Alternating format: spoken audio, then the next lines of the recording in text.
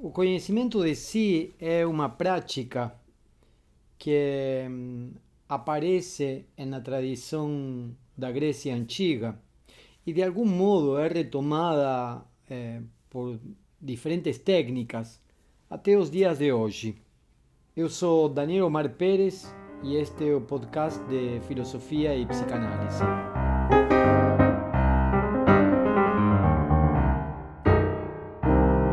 O conhecimento de si é uma prática que se encontra na tradição da filosofia grega do século 6, 5, 4 a.C. até o declínio da cultura helênica. O conhecimento de si é uma prática que de algum modo se vincula, se relaciona com o cuidado de si. De acordo com alguns aspectos da cultura grega, é preciso um cuidado de si que de algum modo conduza a um conhecimento de si e vice-versa.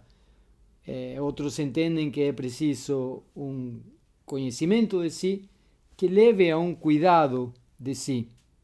Esto aparece desde, podríamos pensar, os pitagóricos, desde os grupos de discípulos de Pitágoras, o pai da matemática, mas também desde os grupos de médicos de Hipócrates. Tanto o pai da medicina, Hipócrates, quanto o pai da matemática, Pitágoras, tinham grupos de discípulos e gente que formavam, que de algum modo cultivavam essas técnicas do conhecimento de si e do cuidado de si. Isso perpassa, como dizia, toda a tradição helênica, socrática, pós-socrática, as culturas como o estoicismo, o epicurismo, o cinismo. Essas técnicas de conhecimento de si e de cuidado de si eram de algum modo técnicas em relação à constituição do próprio indivíduo, mas também à relação desse indivíduo com a comunidade.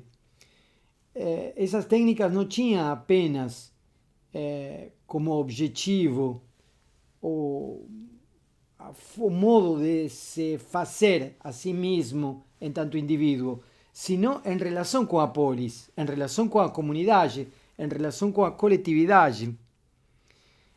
Para os gregos da época, não dava para cuidar dos outros se não se cuidava de si mesmo.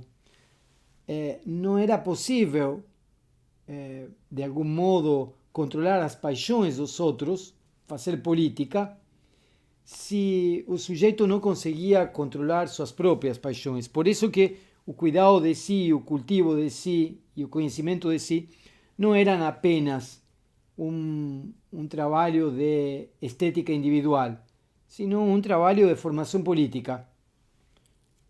Dizia que os pitagóricos tinham formas, práticas, prescrições para, de algum modo, trabalhar sobre o corpo e também sobre a alma. Eles faziam exercícios físicos, também faziam exercícios intelectuais, se dedicavam à música e à matemática como uma forma de poder alcançar um certo estado da alma, do corpo, do espírito, que lhe permitisse fazer filosofia. Então, esse conhecimento de si conduzia a um cuidado de si e o cuidado de si conduzia a um conhecimento de si para poder alcançar uma verdade, para poder fazer aparecer a verdade. Os pitagóricos, dizia, tinham exercícios que começavam, por exemplo, com treinar a escuta. Os discípulos iniciantes, eles entendiam que primeiro era preciso escutar. E nas salas de aula dos pitagóricos, os iniciantes só podiam ouvir, não tinham direito, poderíamos dizer assim, nem de tomar nota. Era preciso que eles só ouvissem. Então passavam anos ouvindo. Depois passavam anos fazendo anotações, tomando notas, fazendo anotações. Depois podiam levantar a mão para perguntar. E muitos anos depois, ainda, eles podiam dizer o que pensavam. O processo não era apenas um processo hierárquico de poder chegar a conquistar o direito de dizer o que se pensava. O processo também era um processo de formação da própria escuta. Treinar a escuta. Ao mesmo tempo, então, que se cuidava do corpo com os exercícios físicos, com as dietas, com o controle sobre as comidas e as bebidas, também se fazia a mesma coisa sobre a psique. Tentava-se treinar a psique. O próprio Sócrates tem uma relação com Alcibíades, seu discípulo, seu amante, que aparece em vários diálogos platônicos. Entre eles, em dois diálogos que se chamam Alcibíades I e Alcibíades II. Nesses diálogos, Alcibíades vai ao encontro de Sócrates e diz para Sócrates que ele já tem uma boa fortuna, conseguiu o que ele esperava como pessoa, como indivíduo, e que agora ele estava disposto a cuidar da polis, a cuidar dos outros. E é aí que seu amante, seu mestre, Sócrates, intervém e pergunta se será que é possível ele cuidar dos outros sem se conhecer a si mesmo? Será possível cuidar dos outros sem cuidar de si mesmo? Aí temos esse diálogo de Sócrates com Alcibíades, onde Sócrates propõe: não será necessário primeiro você se conhecer a si mesmo, cuidar de si mesmo, para poder depois cuidar dos outros e conhecer os outros? Sócrates alerta que a educação de Alcibíades não foi boa. Estava em mãos de um escravo. Os escravos na época eram usados como mão de obra, não só para os trabalhos braçais, sino também para trabalhos domésticos e intelectuais. E muitas vezes a formação, a educação das crianças de uma família estavam em mãos dos escravos. Alguns eram muito eruditos. Mais tarde, um escravo como Epíteto, por exemplo, acabou sendo um filósofo que ficou na história da tradição filosófica estoica romana. Mas no caso de Alcibíades, parece que o educador de Alcibíades não tinha sido tão bom. Então, aí Sócrates adverte que não será necessário se dedicar mais ao cultivo, ao cuidado, ao conhecimento de si, antes de poder cuidar dos outros. De fato, na pedra que se encontrava o templo de Apolo, onde de algum modo os peregrinos chegavam para perguntar para a pitonisa e a pitonisa perguntar para Apolo sobre o destino de suas vidas, o destino da vida de seus seres queridos. Na porta do templo de Apolo havia uma prescrição em três regras. Se você realmente queria saber o que Apolo queria dizer para você, você devia ser breve, não se comprometer com mais de aquilo que você poderia realizar e conhece-te a ti mesmo. Seja breve, não se comprometa com mais daquilo que você pode realmente fazer e conhece-te a ti mesmo. São prescrições para poder entender o que a pitonisa enviava como mensagem de Apolo para os sacerdotes diante da pergunta dos peregrinos, quando eu queria saber qual era meu destino, como terminaria a guerra, quem era Sócrates. Então eu ia para o templo de Apolo, perguntava para os sacerdotes perguntavam para a Pitonisa perguntava para Apolo recebia a mensagem, devolvia para a Pitonisa devolvia para os sacerdotes escreviam e entregavam para o peregrino. E aí, uma das prescrições era: conhece-te a ti mesmo. Se você realmente quer saber qual é a verdade de seu destino, conheça-se a si mesmo. Então, nós vemos que o conhecimento de si aparece como uma prática na cultura helênica. Essa prática do cuidado de si, em alguma medida, é substituída pelo exame de consciência. Há técnicas de exame de consciência na antiguidade grega, mas de algum modo essas técnicas de exame de consciência da antiguidade grega são heredadas pela era cristã, pela época medieval, poderíamos dizer assim. Então, o pensamento cristão hereda esse exame de consciência que se vincula com a ideia de culpa e com a ideia de pecado. Então, aparece como substituto do conhecimento de si o exame de consciência.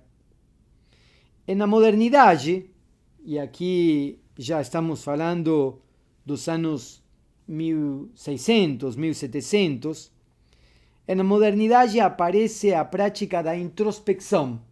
Quer dizer, primeiro temos o conhecimento de si, com todas as suas técnicas, depois temos o exame de consciência da religião cristã, e na modernidade temos a introspecção, quer dizer, o autoexame, o exame do interior de cada um.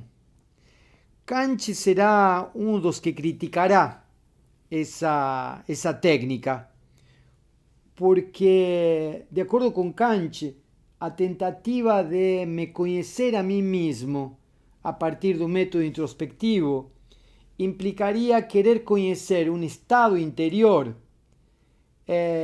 na medida em que eu sou afetado por esse estado. Quer dizer, eu tento interrogar meu estado de tristeza, mas sendo tomado pela tristeza. Eu tento examinar meu estado de euforia, estando tomado pela euforia. Então, Kant entende que essa técnica de introspecção não leva a conhecimento nenhum. Ao contrário, é apenas um depoimento de uma pessoa que está afetada justamente por aquilo que quer conhecer. Não há, poderíamos dizer, conhecimento de si que permita um resultado objetivo, porque estaríamos sempre afetados pelo estado de alegria ou de tristeza, de calma ou de euforia que queremos examinar. Com a psicanálise, essa posição crítica de Kant, poderíamos dizer que é realmente radicalizada pela via do inconsciente. A psicanálise de Freud propõe, em um determinado momento, tornar consciente o inconsciente. Quer dizer, nós temos condutas repetitivas que executamos de modo inconsciente e que, aparentemente, de acordo com Freud, seriam o resultado de situações vivenciadas quando criança, na época da infância. Então, esse automatismo repetitivo de um comportamento que muitas vezes nos causa dor, mal-estar, sofrimento, tem determinações inconscientes. Então, a psicanálise diz que é preciso tornar consciente o inconsciente. Mas essa proposta tem um porém. Não se trata de um autoconhecimento. essa proposta tem mais a ver com a possibilidade de elaborar a minha posição como sujeito que repete do que com um autoconhecimento ou um conhecimento de si. Justamente porque minhas ações são determinadas por causas inconscientes e algo do inconsciente aparece no consciente, é que o funcionamento do aparelho psíquico enquanto tal não aparece transparente para mim em todos os casos. E o eu, podríamos dizer assim, é apenas um dos aspectos desse aparelho psíquico. Então, a consciência, um dos aspectos do eu, aparece de forma equívoca, aparece de forma falha, e isso faz com que nem tudo o que determina o meu comportamento possa ser revelado de forma transparente. Então, tornar consciente o inconsciente se afastaria de uma ideia de um autoconhecimento ou de um conhecimento de si para se aproximar à ideia de uma elaboração da posição do sujeito diante das contingências da vida e das determinações inconscientes. Então, nós podemos ver que nessa história que tentei resumir da filosofia greco-latina europeia, nós vemos que há um percurso bastante sinuoso na tentativa de dar conta, e aqui eu digo isso entre aspas, de dar conta de aquilo que nós somos, com tudo que isso tem de complexo e ao mesmo tempo de elaboração e de construção. O conhecimento de si e o cuidado de si, poderíamos dizer que tem diferentes nuances, e muitas delas não são necessariamente as de um conhecimento transparente, claro, unívoco e definitivo. Às vezes, desde a psicanálise, podemos pensar que não existe um si mesmo ao qual conhecer, senão um sujeito que aparece de diferentes formas, em diferentes posições, especialmente porque esse sujeito não surge, não aparece, senão em relação com o outro. E esse outro muda no espaço e no tempo. Terminamos por aqui.